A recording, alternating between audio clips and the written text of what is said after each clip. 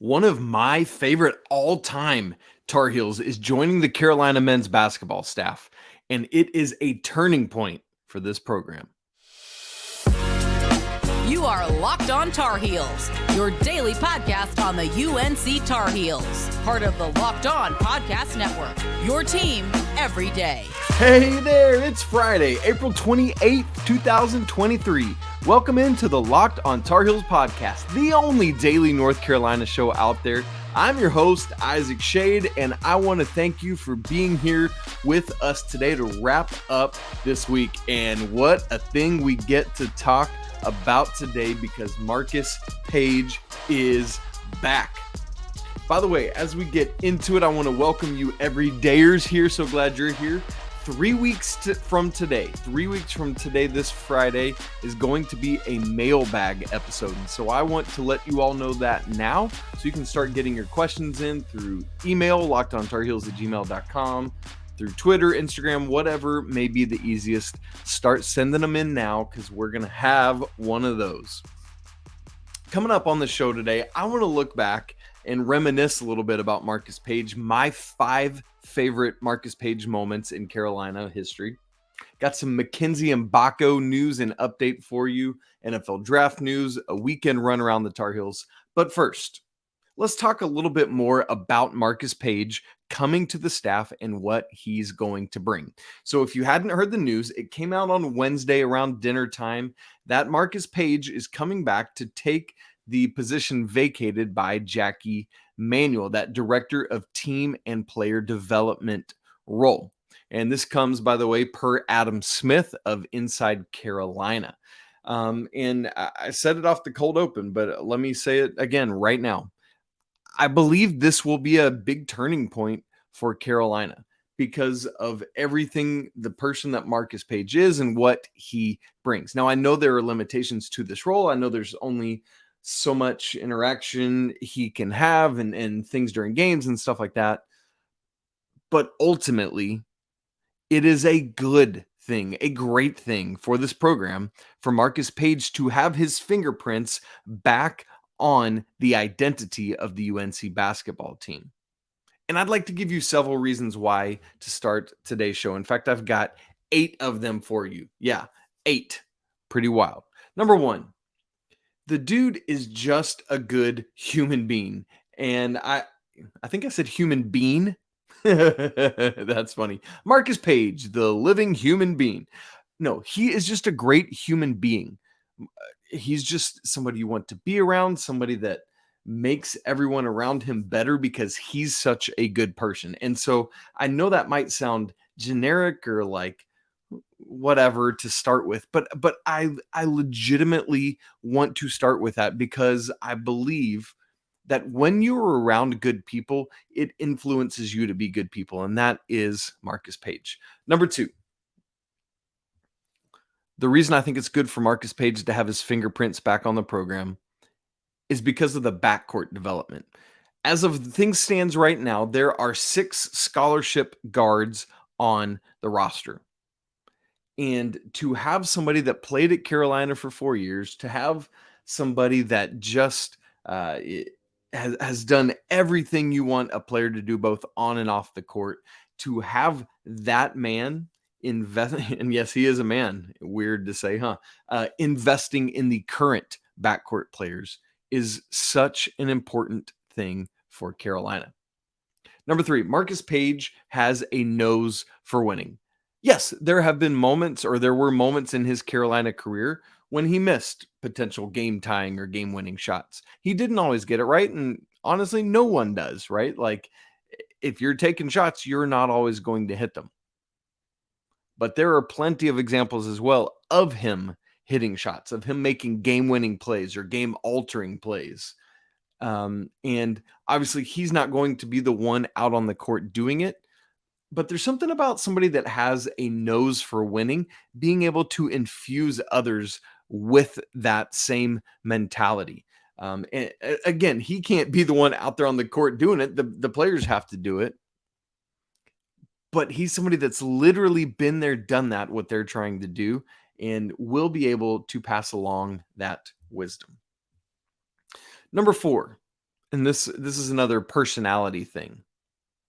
Marcus Paige is at his core a team first, name on the front of the jersey type player and person. He's not somebody that's all about Paige on the back of the jersey. Let me provide you a story to illustrate this. In Thanksgiving week of 2015, so this was Marcus's senior season, the 2015-16 season, Carolina played an MTE, a multi-team event in Kansas City, which is just about 2 hours north of where I live, there up at the Sprint Center, like the Hall of Fame Tip-Off Classic. And so I went up to see it. It was Monday and Tuesday night of Thanksgiving week that year. Monday night, Carolina beat Northwestern 80-69. And then in the championship game the next night on Tuesday, Carolina struggled with K-State. They were down 8 points with 3-ish minutes to go and came back to win 80-70. What you might not remember, or what you might remember, is that obviously that's early in the season, being Thanksgiving week. Marcus Paige had missed every game to that point, including both of these, with a broken hand. In fact, it was the very next game against Maryland where he made his season debut in the ACC Big Ten Challenge. Carolina won that game 89-81 behind Marcus Paige's 20 points. That's the way to come back from injury. But here's why I tell you this story. With Marcus not playing, although he was right there on the cusp of playing. In fact, Roy Williams said, if this had been an NCAA tournament game, then Marcus Paige would have been in. But there's no point at that moment in rushing him back. And so the crowd, I was sitting just a few rows behind the Carolina bench for this game, and the crowd started to chant, "We want Marcus. We want Marcus." Because this was during the points of the game where Carolina wasn't playing well. They just didn't look like themselves. And I mean, you've got some veterans on this team, Bryce Johnson and Kennedy Meeks and young Joel Berry and all sorts of other guys, Justin Jackson as a sophomore. But Marcus, ever the team player, petrified him for the Carolina crowd to make this about him. So I vividly remember him standing up and hushing the crowd. He wouldn't let them make it about him because he wanted it to be about his teammates and what they were trying to accomplish without him on the court. And ultimately, for me, what Carolina was able to do in winning those games, amongst others, they did lose early in that season. I believe it was Northern Iowa when Carolina was ranked number 1. And lost that game without Marcus.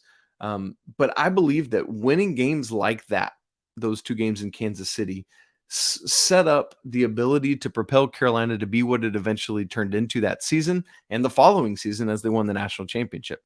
In part because the team was allowed to gel without Marcus Paige, and Marcus Paige is there all the while cheering his teammates on and not making it about him. Marcus Paige is a team first guy, and I love that. Number 5, the reason that I think Marcus Paige, his fingerprints and identity will be very important in coming back to Carolina. Number 5, do you have any idea who has made more career 3-pointers than any Tar Heel in history? I'll give you one guess because it's the guy we're talking about, Marcus Taylor Paige. There are only 7 Tar Heels ever who have made 200 or more career 3-pointers. There was already one on Carolina's staff. Mr. Jeff Lebo had 211. But now, the number 1 3-point shooter in Carolina history, at least in terms of 3-pointers made, is part of the staff as well. Marcus Paige and his 299 made threes. There's never been a Tar Heel made 300. Marcus is 1 shy of it. By the way, anybody want to take a guess at the full top 7, these 7 players who have made 200 or more threes? I'm going to count to 3, and then I'm going to tell you from Marcus back all the way down to Jeff Lebo. 3, 2, 1. Or you might have paused it. That would be smart too. Here you go. Number 1 on the all-time Carolina 3-pointers list, Marcus Paige, 299.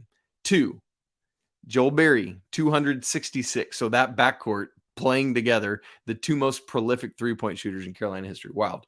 3rd, Simeon Wilcher, 233. Yeah, back from the late 90s. Crazy stuff. And interesting that the top 3 is 233, 266 and 299. Pretty cool. Fourth on the list, Wayne Ellington, 229.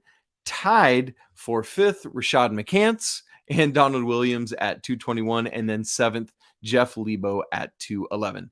By the way, number 8 is a player that did not make 200 threes, but he is another coach on this staff, and he goes by the name of Hubert Davis, who made 197 threes. So 3 of Carolina's top 8 prolific three-point shooters in team history are on this coaching staff. Wild stuff there.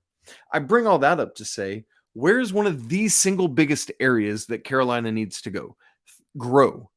Three-point shooting. And obviously, Hubert Davis and Jeff Lebo have been there, but now with Marcus there as well, able to help with that, like that's not nothing.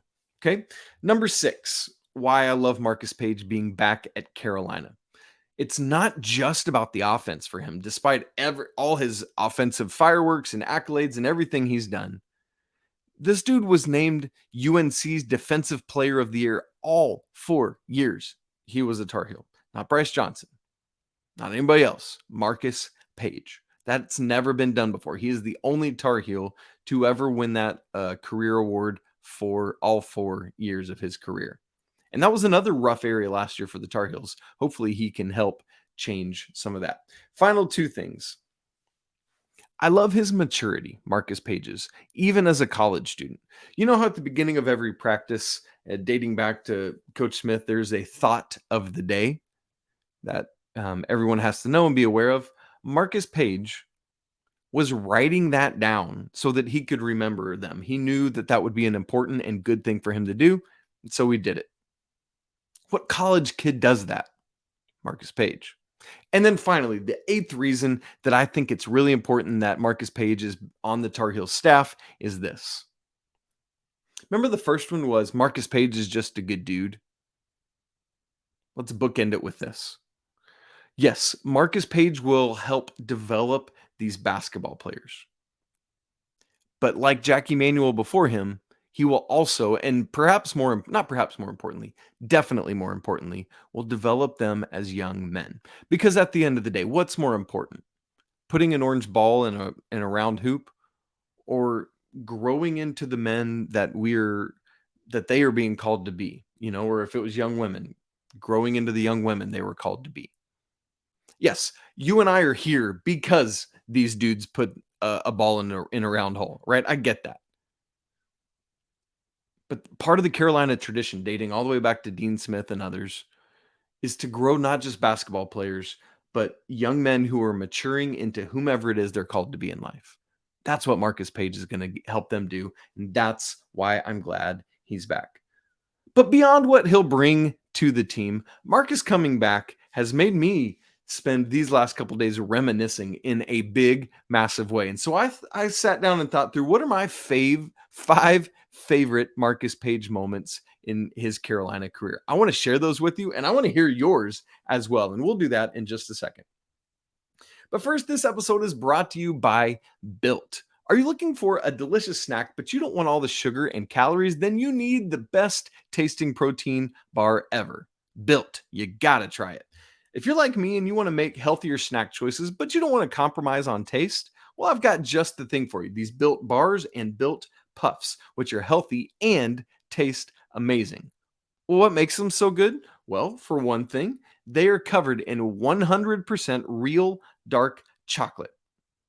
Next, they come in unbelievable flavors like churro and peanut butter brownie. Are you kidding me with that? Beyond that, I don't know how Built does it, but they maintain these great tasting bars while also having wonderful macro levels. It's coming in at 130 calories, 4 grams of sugar, and 17 grams of protein. And now you don't have to wait around to get a box of these great bars or puffs like you used to from Built.com. Now you can just run to Sam's Club or Walmart, get you a little normal sized box at Walmart or a Big Daddy at Sam's Club. Treat yourself, your family, whomever, but I promise you won't be disappointed in Built Bar, a proud sponsor of the Locked On Network. Okay, my 5 favorite Marcus Paige moments in his Carolina career. And once again, I'd love to hear yours, and I'd love to hear when I get to the end of my list, if you would share with me, what do you think I left off that are your favorite things? Well, number 5, I'm going to go 5 to my favorite. This one's actually not about a game thing he did. Saturday, March 5th, 2016, senior night at the Dean Dome, and Marcus Paige's senior speech. The majority of his speech he spent directly addressing Coach Williams, who, by the way, was just over there trying desperately to hold it together on the bench and failing miserably, poor guy, because goodness, Marcus's speech was just, I mean, it wasn't all that crazily long, but man, what he said. Here's 2 quotes from it. Quote, "You always believed in me. You always told me, I believe in you, son. That allowed me to be a confident person myself and helped me grow as a person." And then secondly, and this is kind of what he wrapped up with, "I've tried to be every bit the player you wanted me to be, but you've made me a better man, and that's the most important thing." Remember what I just talked about Marcus Paige developing these dudes as basketball players, but more importantly, as young men? He's doing that for them because Roy Williams did it for him. If that ain't special, if that ain't the Carolina way, I don't know what is. Number 4 on my list of favorite Marcus Paige moments happened on Tuesday, February 24th, 2015. And this one, unfortunately, came in a losing effort at home to State, 58-46. But I bring it up because it was maybe the wildest assist I ever saw from Marcus Paige. Obviously had lots of crazy plays. I remember one time he's flying out of bounds on the sideline to save a ball, threw it back in bounds. I can't remember who it went to, but that player then pitched ahead to JP Tokoto for a dunk. And man, wild stuff there. But here's the play I have in mind from this loss to NC State. Justin Jackson gets a steal, begins the fast break. As he's doing so, NC State kind of taps the ball away from him, and Marcus Paige is already out in transition with J-Jax as well. He sees it up ahead of him and basically dives for the ball just past half court. And it looks like maybe one of those where he's going to try to dive and corral it. No, Marcus sees that J-Jax is still a little bit ahead of the crowd off to his right. And so instead of actually corralling the ball, he somehow manages to get his left hand out and kind of scoop, tip it ahead to Justin Jackson for the bucket in transition. I mean, it was insane. And it's all about him being a team first guy, willing to keep his head up, see what's happening as he's running the break, tap ahead to Justin, 2 points. Obviously, again, losing effort, but it is what it is. Number 3 on my list of 5 favorite Marcus Paige moments happened on Saturday, January 10th, 2015. This was a game against Louisville in the Cardinals' first year in the ACC. It's going to be a familiar refrain for Marcus Paige, but he had a layup on the left side of the basket for what eventually became a game winner. Carolina was trailing 71-70 with under 30 seconds to go. It's number 18 Carolina against hosting number 5 Louisville in the Smith Center. With 8.5 seconds left, Marcus gets this little scoop off the left side of the glass, high off the glass, and it just falls through beautifully. Carolina goes ahead 72-71, and it's ultimately a game, not just the go-ahead, but it becomes the game winner because Louisville is unable to connect on the other end. By the way, keep in mind, Marcus Paige had rolled his right ankle earlier in this game and was dealing with that plantar fasciitis that was such a bugaboo for him. But Carolina, they were down 13 in the second half of this game, stormed all the way back, and ultimately won on Marcus Paige's layup. Let's move to number 2 on the list of my 5 favorite Marcus Paige moments. Wednesday, February 26, 2014, a layup on the left side of the lane for a game winner. Sound familiar? Yeah, absolutely.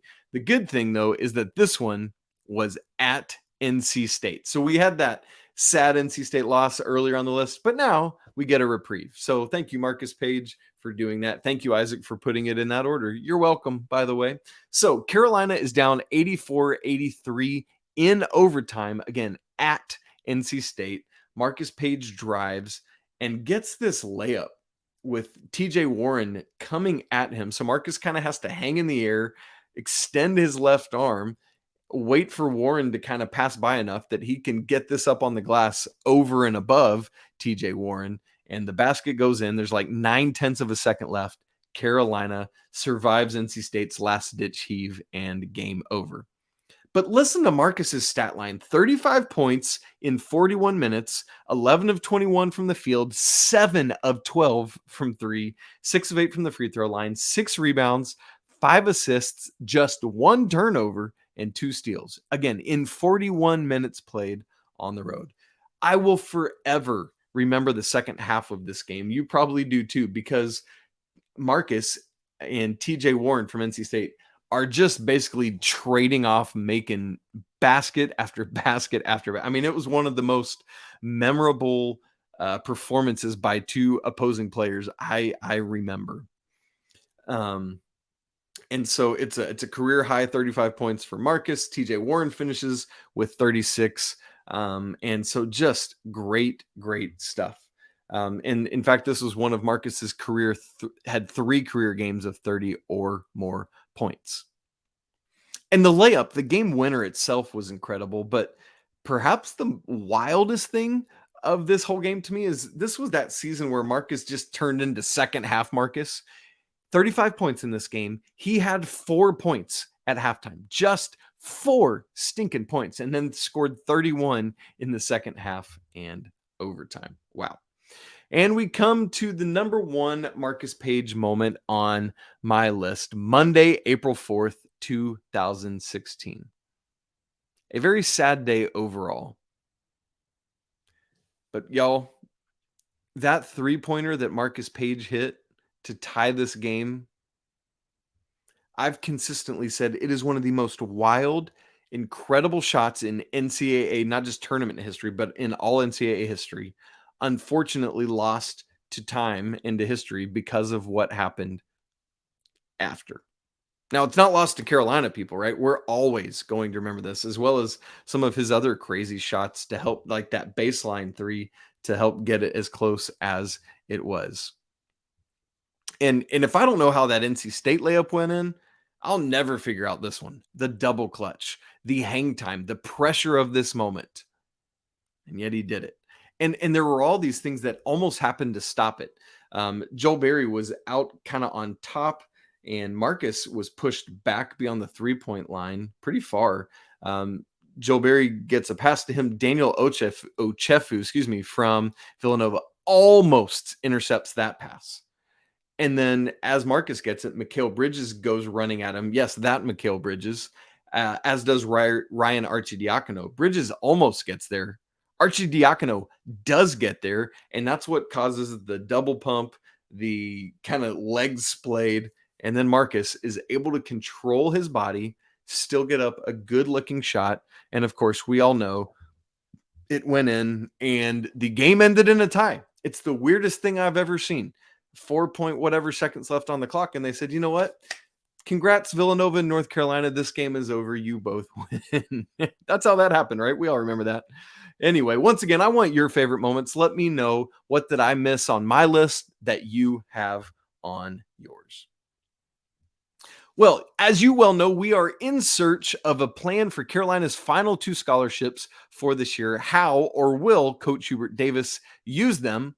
As part of that conversation, we've been hoping and looking at Mackenize Mgbako, the Duke decommit, who might come in and be a nice power forward for Carolina. Got an update about that for you, amongst other things, in just a second. All right. On Thursday, Adam Zagoria, a great college basketball writer, gave us a Mackenize Mgbako update. And unfortunately, it is a sad update for Carolina, because he said that Mackenize Mgbako, he learned from some sources, is going to visit 4 schools. St. John's, Louisville. Not Louisville.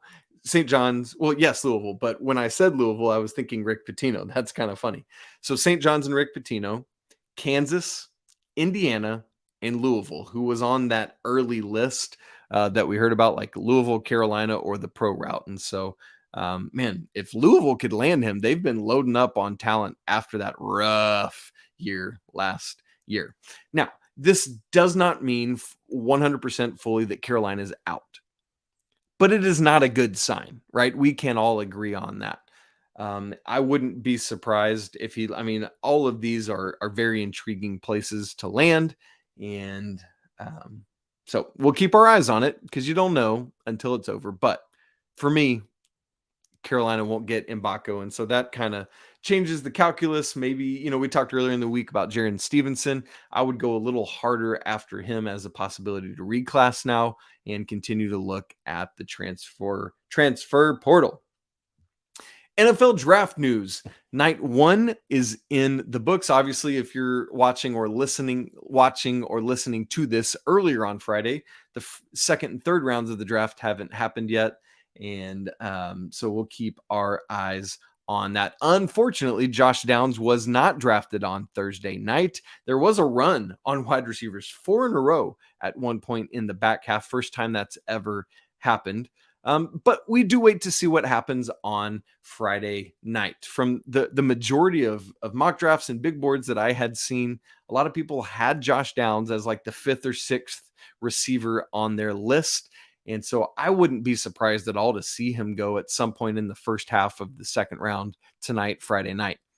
But also, like I re-looked at ESPN's list, and they have him as the 6th best wide receiver still available. So that would have been 10th wide receiver overall. And if that's the case, I would think maybe he would still go in the third round somewhere on Friday night. But if he is that far down, we'll have to wait and see. By the way, on that same list, on ESPN's list, Antoine Green is currently the 11th best wide receiver. And so hopeful to see him go. I wouldn't expect that till Saturday, though. So we'll watch for Josh Downs to be the first Tar Heel off the board. Hopefully tonight, Friday. Would love to see that for him. Would be a great thing. Let me give you a quick whip around of Carolina athletics happening this weekend. Not quite as much going on right now. We're waiting on women's tennis to start back up. The regionals will be next weekend. Same with men's tennis. We do have baseball and softball going on last weekend. Remember, the baseball team got swept by Boston College, unfortunately. Midweek beat UNC Wilmington 18-2, and they're at Virginia Tech this weekend. Today, Friday, 1 on ACC Network Extra. Tomorrow, Saturday, 7 on ACC Network, and then back at it Sunday for the series finale, 1 o'clock on ACC Network Extra. Softball, the ladies swept NC State last weekend. Take that, Wolfpack. Then they lost to Charlotte midweek this week. That's less desirable. And then they are in Atlanta at Georgia Tech this weekend, Friday at 6 on ACC Network Extra. Tomorrow, Saturday, noon on ACC Network. And then Sunday to wrap the series, 1 o'clock on the ACC Network. Women's lacrosse, probably the biggest thing going on this weekend in Carolina athletics because it's the ACC tournament for women's lacrosse. They beat number 17 Clemson on Wednesday, 16-6 in the quarterfinals. And they will play today, number 2 Syracuse in the semis at 3:30 on ACC Network. So big time opportunity for Carolina there to pick up a win over the second-ranked team in the country and move into the ACC championship. Men's lacrosse is off this weekend, and that's about it. Men's golf tied for 6th in the ACC championship last weekend, but their next step is a little while away as well. So, friends, that's it for today's episode and this week of Locked on Tar Heels. Thank you so much for joining us. I want to remind you again, as we said at the top of the show, coming up 3 weeks from today, we're going to have a mailbag episode. So go ahead and start sending those in. You can do so on Twitter at Locked on Heels or at Isaac Schade. You can email the show, lockedontarheels@gmail.com. Heck, you could even go and leave it in a 5-star review on Apple Podcasts, and I will find it there. Also, don't forget to subscribe and smash the like button and comment on the show. I want to know why you're excited to have Marcus Paige back. Want to remind you, it's always a great day to be a Tar Heel, especially with Marcus Paige. I'm just so giddy and happy about it. I hope you are as well. We'll talk to you again on Monday with hopefully some great NFL draft news, and can't wait to see what happens for all these guys. But until then, peace.